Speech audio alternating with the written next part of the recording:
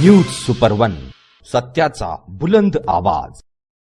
अशाच ताज्या महत्त्वपूर्ण घडामोडी बघण्यासाठी सबस्क्राइब करा न्यूज सुपर वन।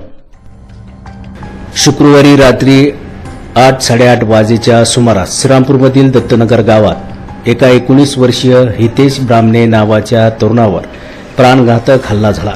या घटनेने दत्तनगर परिसरात खळबळ उडाली आहे।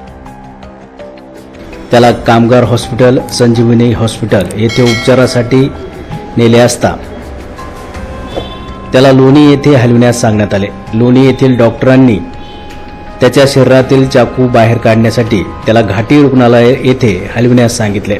त्याच्या शरीरातून रक्तस्राव मोठ्या प्रमाणात झाल्याने प्रकृती चिंताजनक असल्याचे समजत आहे।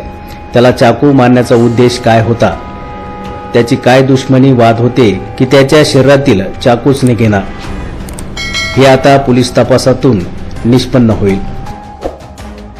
श्रीरामपूर शहरासह तालुक्यात गुन्हेगारीचे प्रमाण वाढत चालल्याने त्यात तरुण पिढी भाईगिरीकडे वळत असल्याने पालकांमध्ये चिंतेचे वातावरण निर्माण झाले आहे। यावेळी घटनास्थळी पोलीस दाखल झाले होते।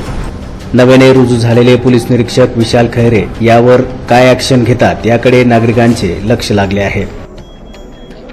न्यूज सुपर वन साठी दीपक कदम, श्रीरामपूर।